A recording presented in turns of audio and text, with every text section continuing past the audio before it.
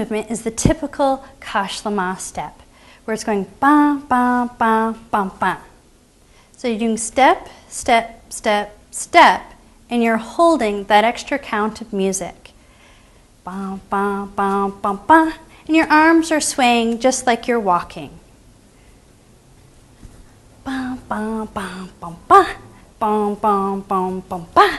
Bum, bum, bum, bum, ba. And we'll do it 4 times to start the choreography.